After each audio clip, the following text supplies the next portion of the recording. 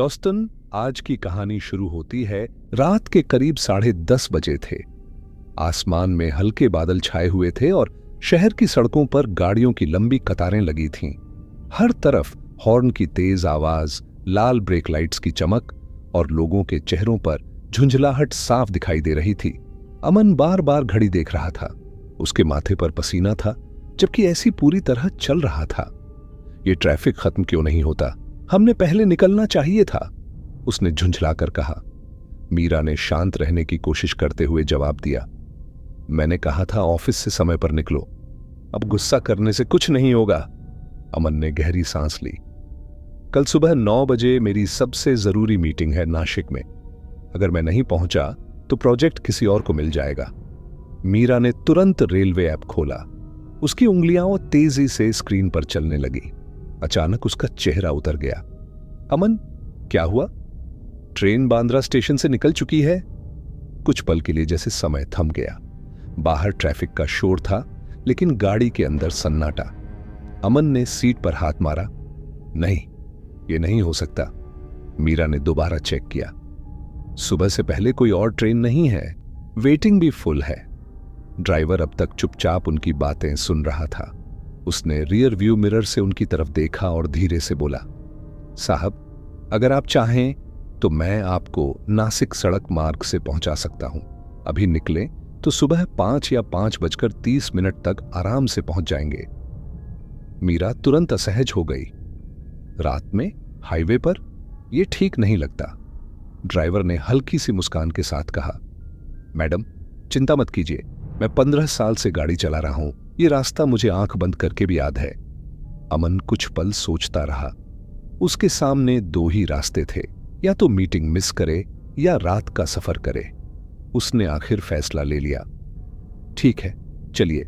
Driver ने धीरे से अपना फोन उठाया, स्क्रीन पर कुछ टैप किया और जीपीएस ट्रैकर बंद कर दिया। मीरा ने यह देखा तो उसका दिल एक पल के लिए जोर से धड़क उठा। आपने जीपीएस क्यों बंद किया? उसने पूछा। ड्राइवर ने सामान्य लहजे में कहा, मैडम, लंबा रूट है, कभी कभी नेटवर्क दिक्कत करता है। चिंता की बात नहीं है। गाड़ी धीरे धीरे ट्रैफिक से निकलकर खाली सड़क पर आ गई। कुछ ही देर में शहर की चमकती रोशनी पीछे छूटने लगी। ऊंची इमारतें गायब हो गईं, दुकानों की रोशनी कम होती गई और फिर सड़क के दोनों तरफ घना अंधेरा फैल गया। हवा में अचानक ठंडक बढ़ गई। मीरा ने खिड़की से बाहर देखा। सड़क के दोनों ओर पेड़ों की लंबी परछाइयां थीं, जो गाड़ी की हेडलाइट में अजीब आकार बना रही थीं। अमन आगे बैठा चुप था। ड्राइवर की निगाहें कभी सड़क पर, कभी मिरर में, और जैसे ही गाड़ी ने जंगल वाले रास्ते में प्रवेश किया, एक अनजानी बेचैनी ने मीरा के मन को घेर लिया। उसे महसूस हुआ कि उन्होंने सिर्फ एक सफर शुरू नहीं किया है, बल्कि कुछ ऐसा पीछे छोड़ दिया है जिसे पीछे नहीं छोड़ना चाहिए था।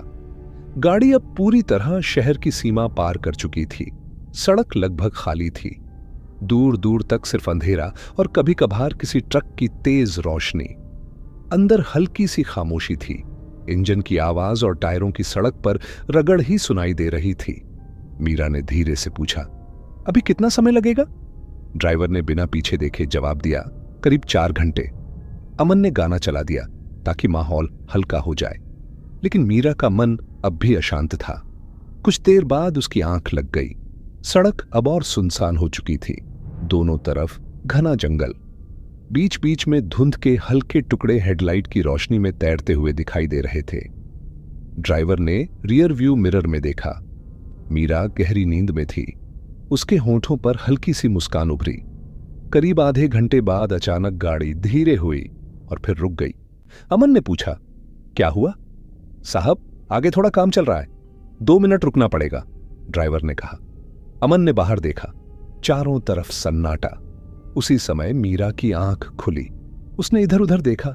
सड़क सुनसान थी, न कोई ट्रक, न कोई आवाज, और सबसे अजीब बात, गाड़ी में अब सिर्फ वही थी, न ड्राइवर न अमन। मीरा का दिल तेजी से धड़कने लगा। उसने शीशे से बाहर झांक कर देखा। अंधेरे में पेड़ों की परछाइयां हिल रही थीं।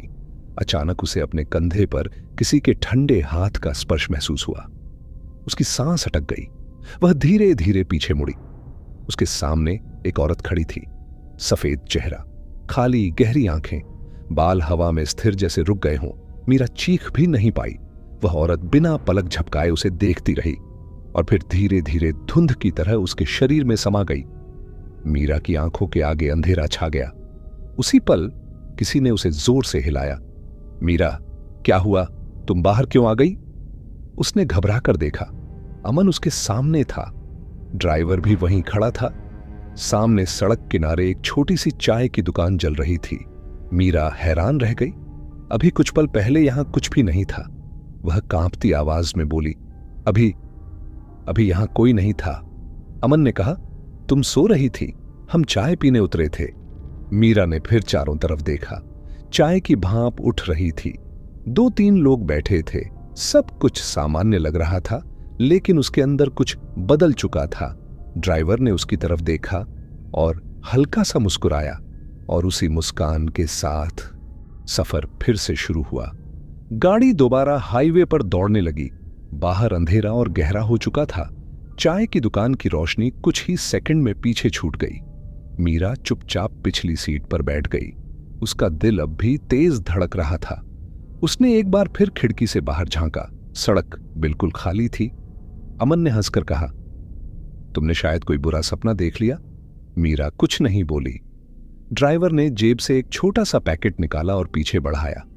मैडम, ये ले लीजिए, सुपारी है, नींद नहीं आएगी। अमन ने कहा, ले लो मीरा, थोड़ा फ्रेश महसूस करोगी। मन न होते हुए भी मीरा ने वह सुपारी मुंह में रख ली। जैसे ही उसने चबाना शुरू किया, एक तेज इत्र की खुशबू फैल गई। खुशबू इतनी तेज थी कि उसे लगा जैसे कोई उसके बिल्कुल पास बैठा हो। उसने तुरंत बगल वाली सीट की तरफ देखा। सीट खाली थी, लेकिन उसे साफ महसूस हो रहा था कोई है। ठंडी हवा का एक झोंका उसके कान के पास से गुजरा। वह सिहर उठी। ड्राइवर की आंखें बार बार रियर व्यू मिरर में उसी पर टिक जाती और हर बार उसके होंठों पर वही अजीब सी मुस्कान आ जाती। रात धीरे धीरे बीतती रही। आखिरकार दूर आसमान में हल्की सी नीली रेखा दिखाई देने लगी। सुबह होने वाली थी। करीब 5 बजे गाड़ी नासिक की सीमा में दाखिल हो चुकी थी। अमन ने राहत की सांस ली। देखा, सब ठीक है। मीरा ने कुछ जवाब नहीं दिया। गाड़ी होटल के सामने रुकी। ड्राइवर ने सामान नीचे उतारते हुए कहा, साहब, मैंने आपको सुरक्षित पहुंचा दिया, लेकिन याद रखिए, ये रात आप कभी नहीं भूलेंगे। उसकी आंखों में अजीब सी चमक थी। मीरा जैसे ही अपना हैंडबैग उठाने के लिए झुकी, उसे अचानक ऐसा महसूस हुआ जैसे किसी ने उसे पीछे से हल्का सा धक्का दिया हो। वह लड़खड़ा गई। अमन ने पूछा, क्या हुआ? मीरा ने सिर हिलाया। कुछ नहीं, लेकिन उसे यकीन था वह धक्का खुद से नहीं लगा था। होटल के कमरे में पहुंचकर अमन तुरंत बिस्तर पर लेट गया। 2 घंटे सो लेता हूं, फिर मीटिंग के लिए निकलना है। मीरा बालकनी में जाकर बैठ गई। सुबह की ठंडी हवा चल रही थी। सूरज की हल्की गुलाबी रोशनी आसमान में फैल रही थी। कुछ देर तक सब सामान्य लगा, लेकिन तभी उसे महसूस हुआ कि कोई उसके पीछे खड़ा है। वह धीरे धीरे पलटी। वहां कोई नहीं था। फिर भी उसे वहीं तेज इत्र की खुशबू फिर से महसूस हुई और उसी पल उसे एहसास हुआ जो कुछ भी उस रात हुआ था वह खत्म नहीं हुआ है। मीरा धीरे धीरे कमरे के अंदर वापस आई। अमन गहरी नींद में था। कमरे में हल्की सी खामोशी थी, बस एसी की आवाज सुनाई दे रही थी। मीरा वॉशरूम में गई और चेहरे पर पानी डाला। जैसे ही उसने सिर उठाकर आईने में देखा, वह ठिठक गई। उसकी गर्दन पर लाल खरोंच के निशान थे, 4 साफ उंगलियों जैसे निशान। उसने उंगलियों से छूकर देखा। हल्का सा दर्द हुआ और त्वचा से थोड़ा खून निकल आया। वह घबरा गई। ये निशान कब आए? कल रात तक तो कुछ भी नहीं था। उसी समय उसे लगा जैसे आईने में उसका प्रतिबिंब हल्का सा देर से हिल रहा है। वह स्थिर खड़ी रही। आईने में दिख रही मीरा धीरे धीरे मुस्कुराने लगी, लेकिन असली मीरा के होंठ बिल्कुल स्थिर थे। उसकी सांस रुक गई। अचानक आईने की सतह पर जैसे लहर सी उठी और भीतर से एक हाथ बाहर निकला। ठंडा, सफेद, पतला हाथ। उसने मीरा की कलाई पकड़ ली। मीरा चीख पड़ी और पीछे गिर गई। कुछ सेकंड बाद सब सामान्य था। आईना वैसा ही, कमरा वैसा ही, अमन की आवाज आई, मीरा सब ठीक है? वह घबराकर बाहर आई। हाँ, शायद चक्कर आ गया था। अमन ने कहा, तुम ठीक नहीं लग रही, आराम करो, मैं मीटिंग से होकर आता हूं। अमन कमरे से निकल गया। दरवाजा बंद होते ही कमरे में फिर वही अजीब सी ठंडक फैल गई। मीरा ड्रेसिंग टेबल के सामने बैठ गई। कुछ सेकंड तक वह खुद को देखती रही। फिर अचानक आईने में वही सफेद चेहरा उभरा, खाली आंखें, लंबे बिखरे बाल। वह औरत धीरे धीरे आईने के अंदर से बाहर आई। मीरा पीछे हटती गई। तुम कौन हो? उसने कांपती आवाज में पूछा। औरत ने बहुत धीमे स्वर में कहा, अब मैं तुम हूं। अगले ही पल वह मीरा के सीने पर चढ़ गई।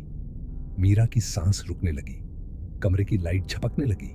फिर अचानक सब शांत। जब मीरा ने आंखें खोली, कमरे की फर्श पर खून के छींटे थे।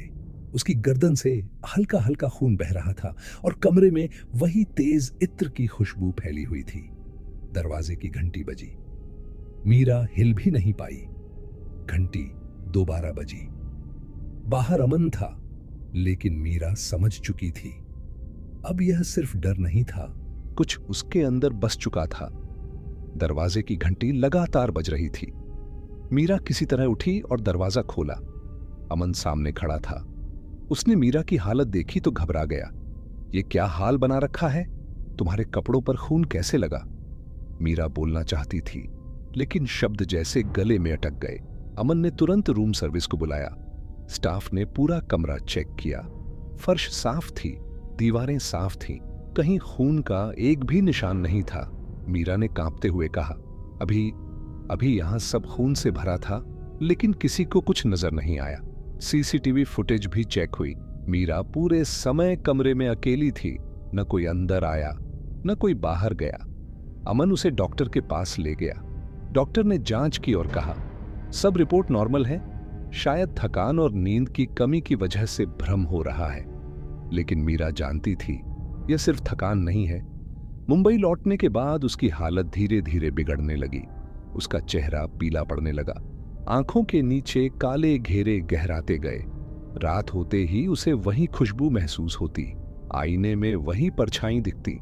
वह कई बार अचानक अजीब हरकतें करने लगती, जैसे किसी से बात कर रही हो जो वहां था ही नहीं। आखिरकार किसी जान पहचान वाले ने सलाह दी कि उन्हें चर्च जाकर किसी फादर से मिलना चाहिए। फादर ने मीरा को कुछ देर तक ध्यान से देखा, फिर गंभीर आवाज में बोले, कुछ आत्माएं ऐसी होती हैं जो सीधे हमला नहीं करती। वे अपने शिकार के अंदर बस जाती हैं और धीरे धीरे उसकी जीवन शक्ति खींचती रहती है। अमन घबरा गया। इससे छुटकारा कैसे मिलेगा? फादर कुछ पल चुप रहे। इसका सिर्फ एक तरीका है, इसे किसी और पर स्थानांतरित करना होगा। अमन ने तुरंत कहा, नहीं, हम किसी और की जिंदगी बर्बाद नहीं कर सकते। फादर ने शांत स्वर में कहा, यही नियम है। किसी ने इसे पहले किसी और पर छोड़ा होगा, तभी यह अब तुम्हारे पास है। अमन के दिमाग में अचानक वही रात घूम गई। हाईवे, चाय की दुकान, ड्राइवर की मुस्कान। उसी समय कहानी का एक और हिस्सा सामने आ रहा था। दूसरी तरफ वही टैक्सी ड्राइवर अपने घर पर बैठा था। उसकी छोटी बेटी हंसते हुए खाना खा रही थी। ड्राइवर उसे देखकर बोला, अब तुम बिल्कुल ठीक हो गई हो। वो जो तुम्हारे साथ था अब चला गया है। उसकी आंखों में अजीब सी चमक थी और उसी क्षण अमन को एहसास हुआ, उस रात उन्होंने सिर्फ एक लिफ्ट नहीं ली थी, उन्होंने किसी और का बोझ अपने ऊपर ले लिया था। अमन पूरी रात सो नहीं पाया। मीरा उसके पास लेटी थी, लेकिन उसकी सांसें असामान्य थीं, कभी बहुत तेज, कभी बहुत धीमी। कमरे में हल्की सी वही इत्र की खुशबू फैलने लगी। अमन ने धीरे से आईने की तरफ देखा। कुछ पल के लिए उसे लगा जैसे आईने में मीरा अकेली नहीं है, उसके पीछे कोई खड़ा है। अमन ने तुरंत लाइट जला दी। सब सामान्य, लेकिन अब उसे भी एहसास हो चुका था यह सिर्फ मीरा की कल्पना नहीं थी। अगले दिन अमन ने उस टैक्सी कंपनी का नंबर ढूंढा। काफी कोशिशों के बाद वही ड्राइवर मिला। आवाज सुनते ही अमन के अंदर गुस्सा भर गया। तुमने हमारे साथ क्या किया था उस रात? फोन के दूसरी तरफ कुछ पल चुप्पी रही। फिर ड्राइवर बोला, साहब, कभी कभी अपने लोगों को बचाने के लिए किसी और को देना पड़ता है। अमन ने दांत भींचते हुए कहा, तुमने हमें क्यों चुना? ड्राइवर की आवाज ठंडी थी। क्योंकि आप जल्दी में थे और जल्दी में लोग सवाल कम पूछते हैं। फोन कट गया। उसी रात मीरा की हालत और बिगड़ गई। वह आईने के सामने खड़ी थी। उसकी आंखें खाली थीं। आईने में वही औरत फिर दिखाई दी। इस बार उसने साफ कहा, या तो मुझे आगे भेज दो या फिर हमेशा के लिए मेरे साथ रहो। अमन के सामने सबसे कठिन फैसला था। क्या वह किसी और को इस डरावनी सजा के हवाले कर दे या फिर मीरा को धीरे धीरे खत्म होते देखे? कई मिनटों तक कमरे में खामोशी रही। फिर अमन ने मीरा का हाथ पकड़ा। हम ये सिलसिला यहीं खत्म करेंगे, उसने आईने के सामने खड़े होकर ऊंची आवाज में कहा। अब किसी और को नहीं, अगर रहना है तो मेरे साथ रहो। कमरे की लाइटें तेजी से झपकने लगी। हवा ठंडी हो गई। आईने में वह औरत मुस्कुराई। धीरे धीरे उसकी परछाई आईने से बाहर निकली और इस बार मीरा की तरफ नहीं, अमन की तरफ बढ़ी। मीरा चीखी, नहीं, लेकिन देर हो चुकी थी। अगले ही पल सब शांत हो गया। कुछ सेकंड बाद कमरे में सिर्फ मीरा खड़ी थी। अमन जमीन पर बेहोश पड़ा था। उसकी गर्दन पर वही 4 निशान थे। मीरा की आंखों से आंसू बह रहे थे, लेकिन इस बार आईने में वह अकेली थी। कुछ दिनों बाद अमन ठीक हो गया, लेकिन उसके चेहरे पर एक अजीब सी शांति थी। रात होते ही अब वही इत्र की खुशबू उसके आसपास महसूस होती थी और मीरा समझ चुकी थी, कुछ चीजें खत्म नहीं होती, वे सिर्फ अपना ठिकाना बदल लेती हैं। अगर आपको ऐसी और भी हॉरर और मिस्टीरियस कहानियां सुनना पसंद है तो चैनल को सब्सक्राइब जरूर करें। वीडियो पसंद आई हो तो लाइक करें और कमेंट करके बताइए कि आप ये वीडियो कहां से देख रहे हैं। आज के लिए बस इतना ही। फिर मिलेंगे आपसे एक और नई और हॉरर मिस्टीरियस कहानी के साथ अगले वीडियो में। अपना ख्याल रखिए, सुरक्षित रहिए, क्योंकि अगली कहानी और ज्यादा हॉरर और मिस्टीरियस होने वाली है।